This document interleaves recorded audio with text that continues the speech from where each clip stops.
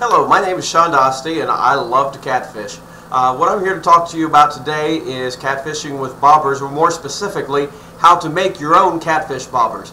Now, a lot of times when I tell people that I use bobbers to catfish, they look at me like I'm crazy. They say, you know, I've used them for crappie, I've used them for bluegill and bass and things like that, but who ever heard of using them for catfish? Catfish are bottom feeders. Well, I tell you what, folks, if you want to catch larger channel cats or flatheads or blue cats, they don't just feed on the bottom. There's one rule, and the first rule in fishing, as I like to say it, is that big fish eat little fish. So I'll take bait fish, shad, bluegill, anything I can catch on a hook and line or in my cast net, and I'll cut it up into pieces. I'll put it on my 8/0 Gamma Catcher circle hook, and I'll fish with it. Now, a lot of times when you're fishing for catfish, everybody knows that they like snaggy structure, and you can lose a lot of rigging. Now, a bobber can float you right over top of that, and you can put it right near the bottom, but just high enough so that it doesn't catch up into those snags. This is a picture of what I use for catfish. It's got a hole in it for that, and this is actually one of the homemade ones that I'm going to tell you how to use, and it's pretty simple. I'll tell you what, half the fish I caught last year, I caught on my cat bobbers.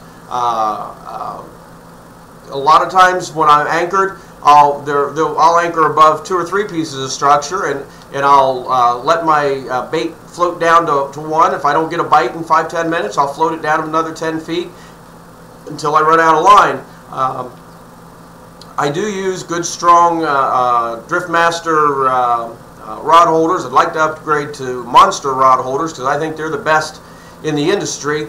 But right now I use Driftmasters. They're good, strong rod holder, and you want to make sure that you set your drag that the fish doesn't break your rod holder or break your line. You just want to put it under your breaking line strength. But what I use for these is just a regular noodle. I went over to the dollar store and bought a noodle, and out of one noodle I can make about 14 different bobbers.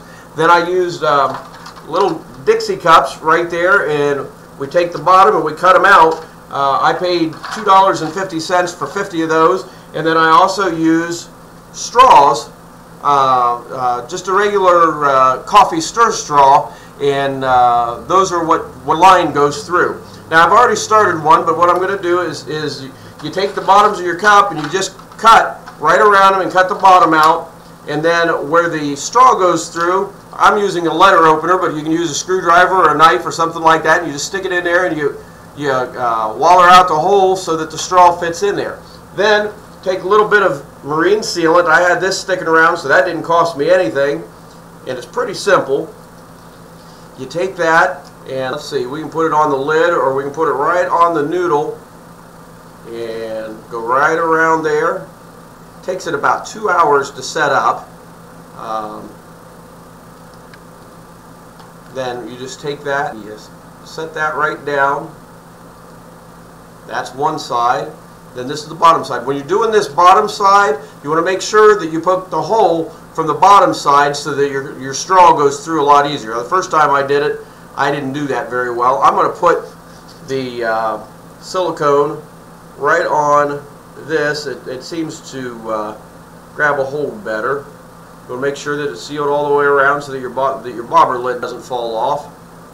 You can see I'm not really a craftsman. I just kind of put it on there and let it ride, and that just fits perfectly.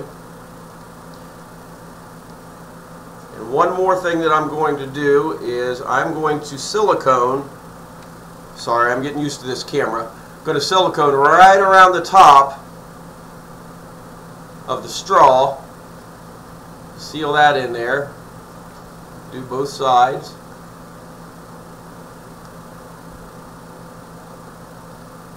Now you can poke a hole in the top of the lid there, and you can make that so that you can have a